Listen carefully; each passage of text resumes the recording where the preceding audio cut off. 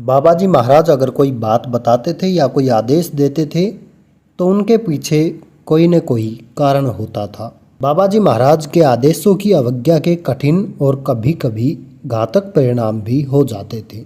ऐसे अवज्ञा परिणामों के कई दृष्टांत हैं, जिसमें से एक है कि श्रीमती बसंती शाह जो नैनीताल की रहने वाली थी, जो भक्त समाज में दादी अम्मा के नाम से जानी जाती है।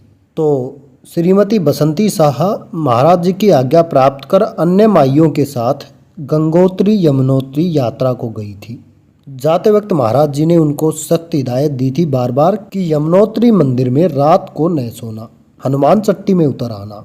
परंतु इनकी एक नेता माई ने इन लोगों को समझाया कि 2 बजे रात वहाँ घंटे घड़ियालों के साथ दिव्य वाद्य संगीत एवं नाद भी सुनाई देता है, इसलिए हम रात को यहीं रुक जाएं। लेकिन इन्हें यह न मालूम था कि उस नाद को सहन कर पाने की शक्ति हर किसी में नहीं होती, जिसके कारण ब्रह्मरेंद्र फट जाने से मृत्यु भी हो जाती है, और कि रात्रि को वहाँ शेर भी आता है।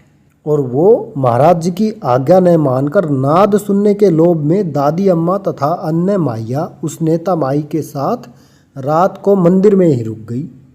हजारों फीट की ऊंचाई की उस विकट ठंड में ये सब मोटे मोटे कम्बल ओढ़कर अपने मुंह तक ढाक कर लेट गई, उस दिव्य ध्वनि को सुन पाने की आशा में। तभी एक साधु बाबा उस ठंड में भी केवल एक चादर ओढ़े वहां आ गए, यह कहते हुए कि तुम्हें देखकर मुझ में भी साहस आ गया यहाँ रात बिताने का, वरना यहाँ रात को कोई नहीं रह पाता।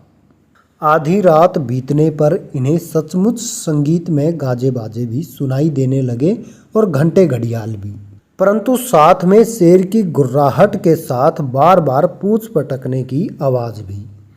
सुनकर इन सबको अत्यंत भय व्याप गया मन में, और उस मानसिक अवस्था में नाद सुन पाने का कोई प्रश्न ही नहीं उठ सकता था।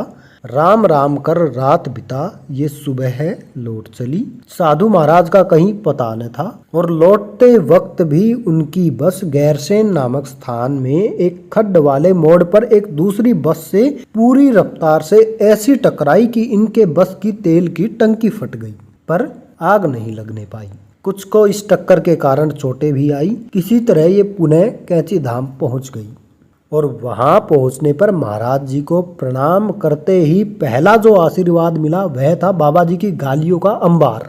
मेरी आज्ञा नहीं मानी, यमुनोत्री में ही सब मर जाते, और कि अगर मैं बस के आगे न खड़ा हो जाता उसको रोकने को, तो तुम सब खड्ड में गिरकर मर जाते। दया निधान की आज्ञा का उल्लंघन का केवल इतना सा दंड, दंडो अपि कोमलो यस्य, दंड देते हुए भी महाराज कोमल रहते थे। दंड भी कोमल कितना, इतना सा। राम राम।